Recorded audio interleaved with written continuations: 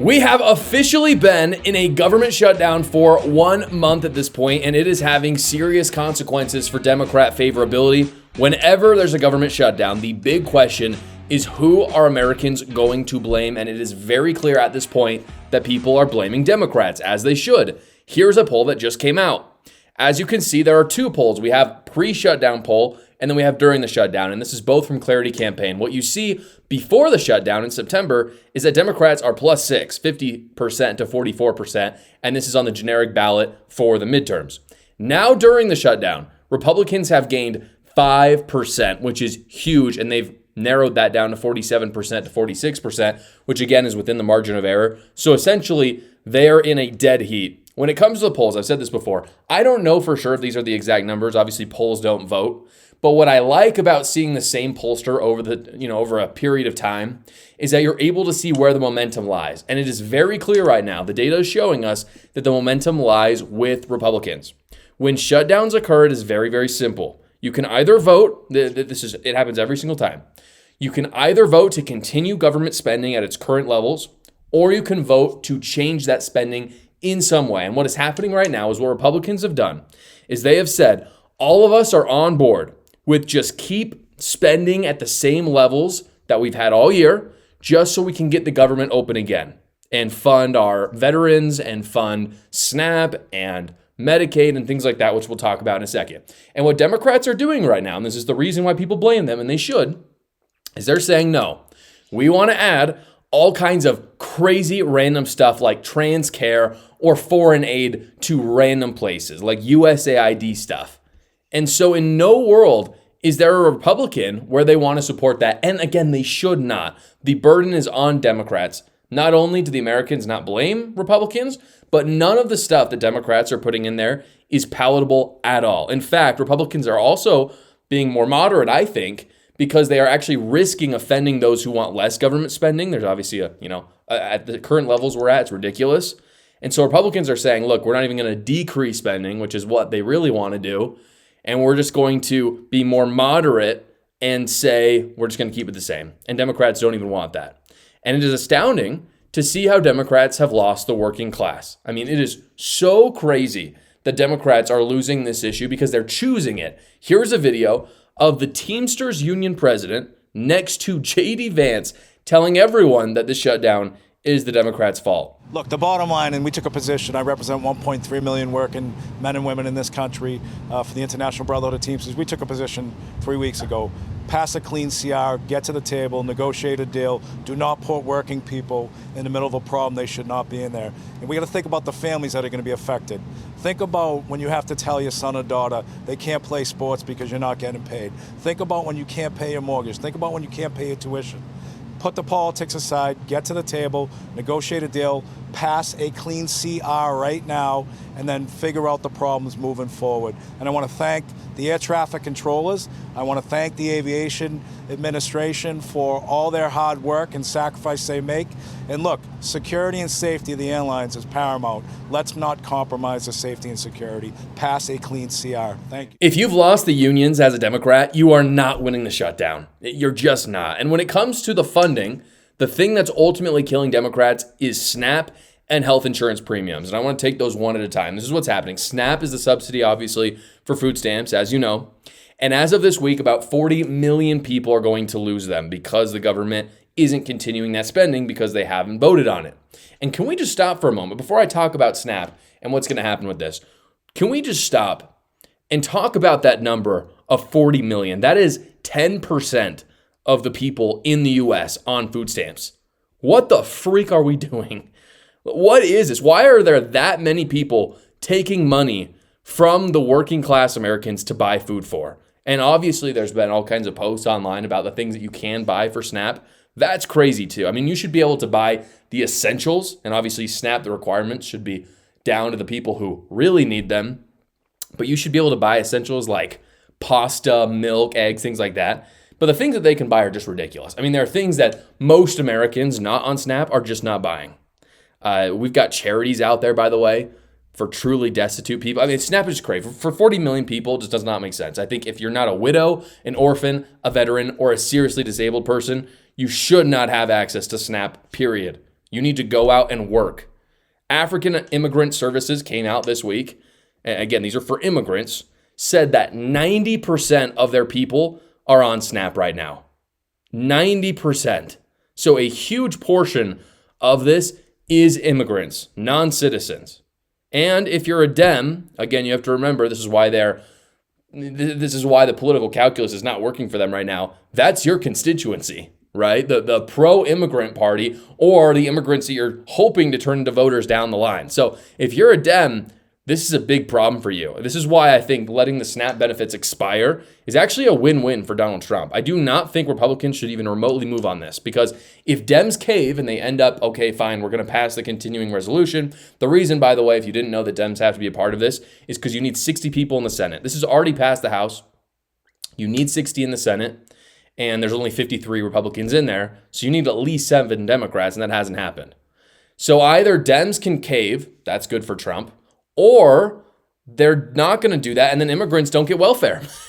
So it works either way. And then if they don't get welfare, they may just self-deport. Here's a man from Iraq saying that he just can't live in the United States without its welfare system. Without the government support, I cannot stay maybe a month or 2 months. Pima County Chairman Rex Scott told News for Tucson he's deeply concerned about the impact on local refugees. So to me, this actually sounds like a pretty good way to get a lot more self-deportations, which we have already had a lot of so far, as we'll get into towards the end of the show. But for now, we need to take away the welfare for all immigrants. The ones that actually contribute, want to stay, want to assimilate and learn English, actually have skills. They don't need welfare in the first place. They're not going to be on SNAP.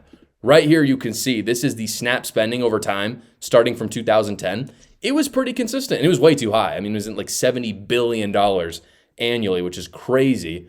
But wouldn't you know, you can see it doubles around when Biden took office and when 11 million illegal immigrants surged into our country, and it really hasn't gone down very much. I mean, it peaked at about 150, and now it's at about 125, which again is so much money for people who are perfectly capable. I'm sorry, the United States is perfectly capable through its charities and through all the opportunity that it has, again, minus veterans, disabled, orphans, widows. There's plenty of things out there for people to go buy food. Nobody is starving in this country. That is a lie that Democrats tell you so that they can give SNAP benefits to their potential new voters, immigrants. Randy Fine, Republican, actually creating a bill right now to ban all immigrants from getting welfare. Fantastic news. Like, I don't know how that's not already law, frankly. Like, how do we put these people before American citizens? I do not get it. I think that would be a huge win for Republicans if they can make it happen. I don't know if they can. Perhaps they can include it in next year's main bill. Now, on the other side of this controversy is healthcare premiums. Healthcare premiums are a huge deal. One of the many ridiculous things about our healthcare system in the U.S. is the massive subsidies that the government gives to insurance companies to destroy the marketplace. That's what the Affordable Care Act, Obamacare, did. With the government one of the things that it did, with the government shutdown and the CR not passing, those subsidies are going away completely. And what we have, and this is weird timing with it, is we actually happen to have open enrollment for next year. And so people are seeing the rates go way higher than usual because they don't realize that this is what their actual rates look like when the subsidy is taken away. You can see right here, this has been going viral. This is how much these marketplace insurance prices are. You're looking at, and this is for a family of 4, by the way, you're looking at $36, $38, $3,700 a month. No question, this is not sustainable. No one's looking at this and saying, this just makes sense.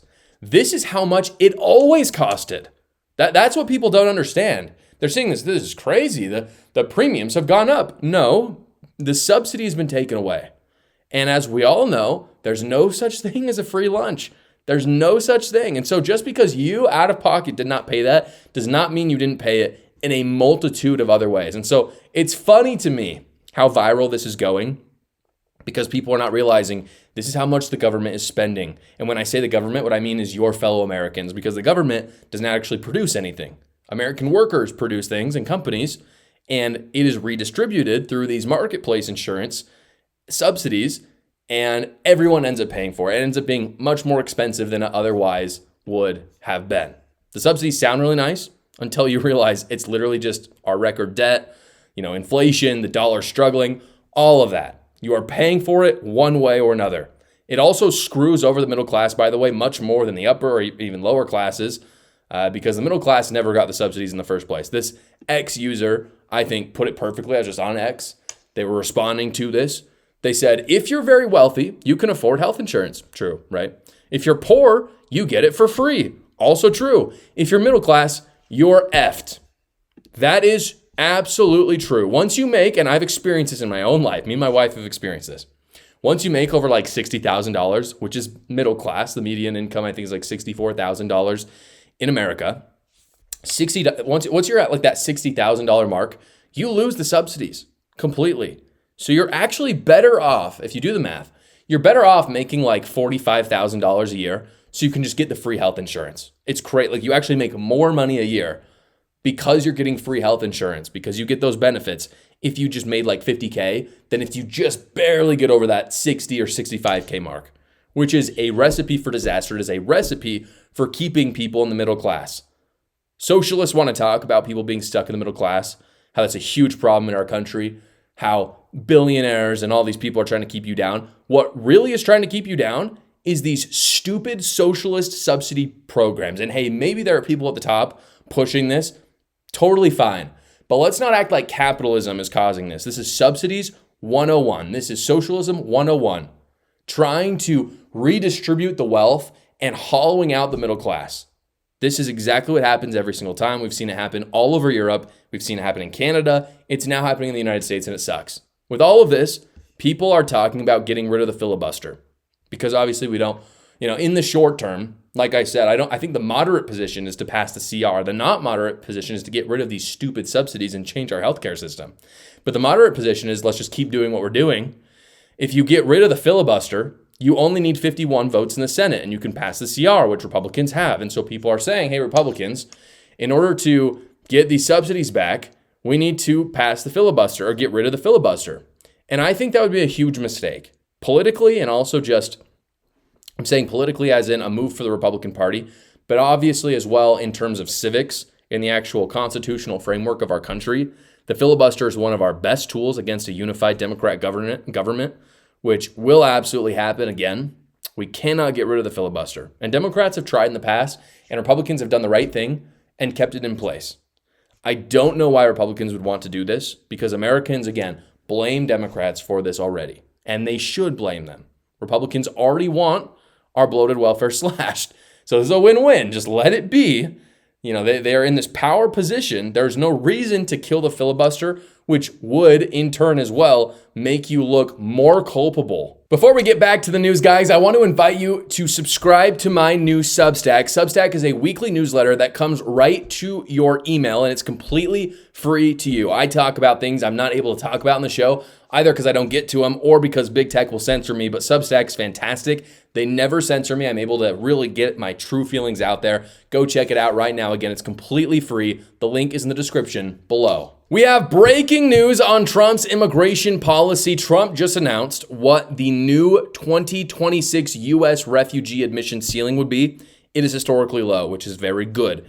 Here is the graph. You can see over time, going back to 1980, how many refugee admissions we were allowed to take in every year. It doesn't necessarily mean this was the number, but it was the ceiling. In 1980, it was at its peak at like 250,000 people a year, which is crazy. And what you see is it's steadily gone down.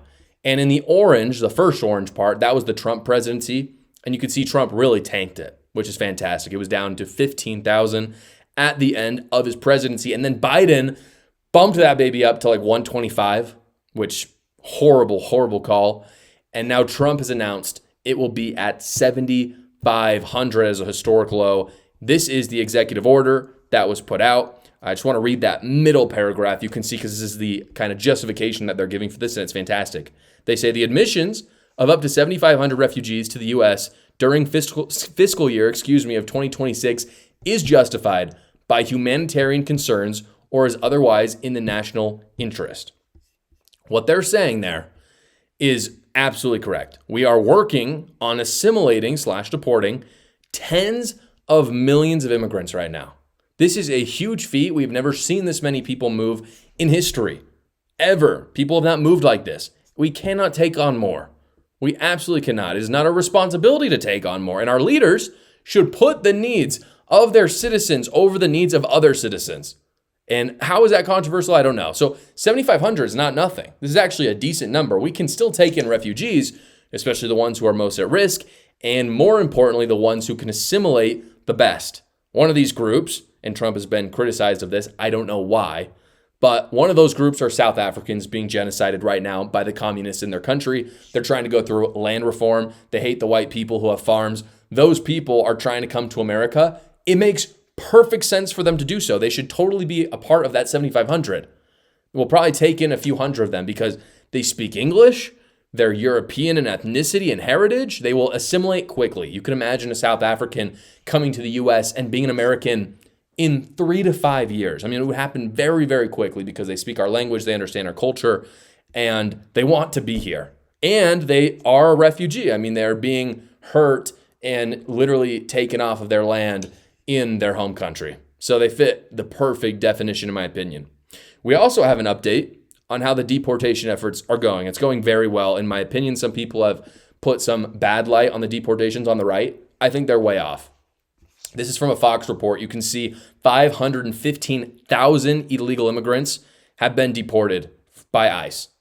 In addition to that, 1.6 million people have voluntarily self-deported, which is a huge win because Trump set up the incentives for that to happen. And then we have another 485,000 illegal migrants arrested in detention facilities who will slowly go out the door, hopefully. So this is fantastic. At this rate, we're probably going to deport around 4 to 5 million people. I know the Trump administration has said that they're going to get all 11 million out of here. That's not going to happen. We're going to get about half of what Biden brought in. And some have said this is a failure because they want all 11 million out. It's not a failure. Just understand that deporting 5 million would be a major accomplishment. And you can also understand that electing a Republican after Trump can likely give us that exact amount of time that we need to finish the job. So 4 years, like 11 million people is a lot of people. And you still have to follow the rule of law. You still need to give them their due diligence. It shouldn't take a lot of time, but 11 million people, add that up, it's going to take more time. So we might need 8 years to do this, which is just another reason to vote Republican in 2028. The reason I say the deportations are so essential is because our cities are being overrun, and this is so apparent in Minneapolis, for example. In Minneapolis, we have a Somalian Muslim as the front runner for mayor. Here is him at a Somalian campaigning event where he is literally praising Somalia, not the United States, as his country. Assalamu alaikum. Assalamu alaikum. Somalia. Somalia. Hiran State. Mawisle. Mawisle. Early voting was hadda illa November 4. I need your vote. I need you.